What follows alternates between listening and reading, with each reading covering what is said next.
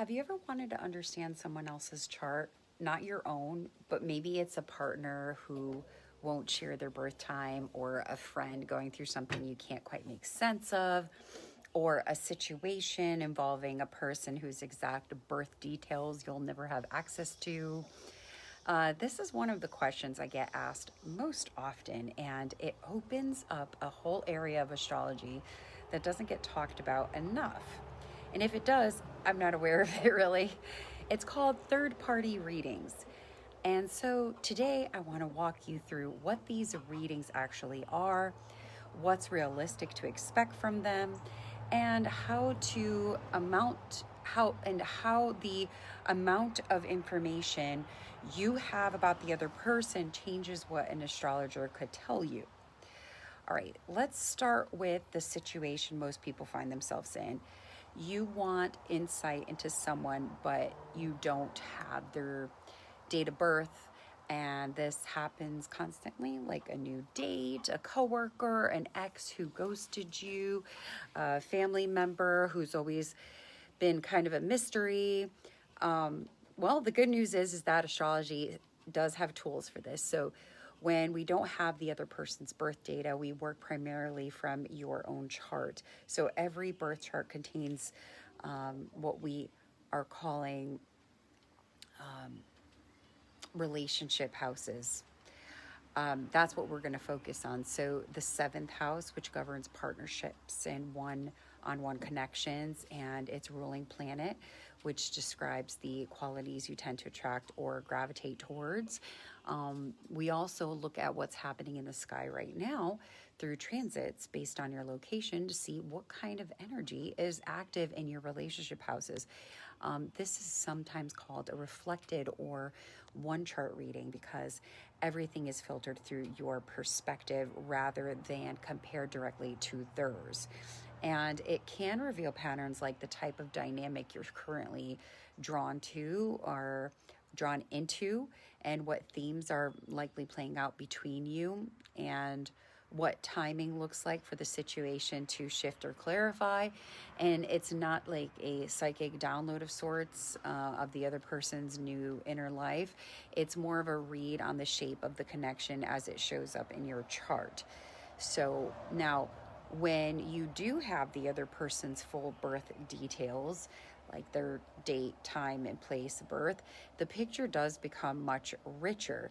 So this is where we could build what's called a synastry chart, comparing your placements directly with theirs to see where your planets align or clash or create tension. Again, it doesn't have to be a romantic interest. It could be the other woman, I don't know.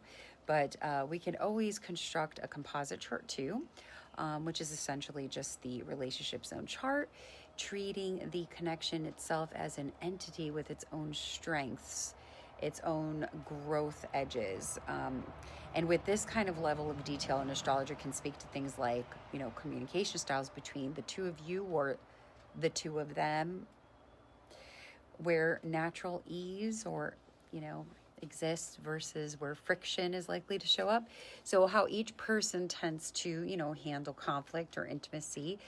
You could compare your relationship with their new relationship, etc. You could get very creative with this.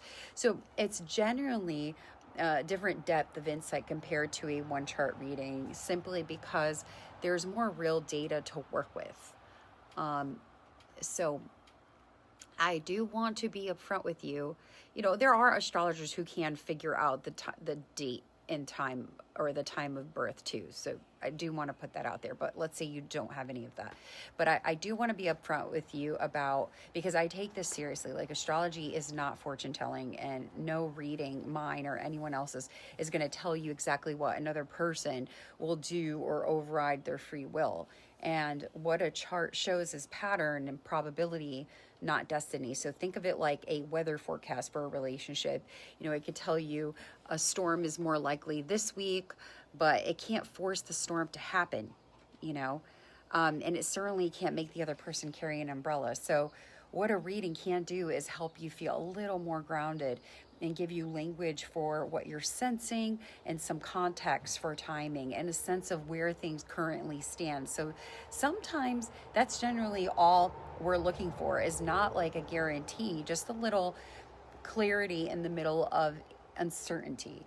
So if you want to try this yourself before going any further, here's a simple starting point. So you would pull up your own natal chart and find your seventh house and its ruling planet, and look at what sign and house that ruler sits in. And that alone will tell you a lot about your relationship patterns.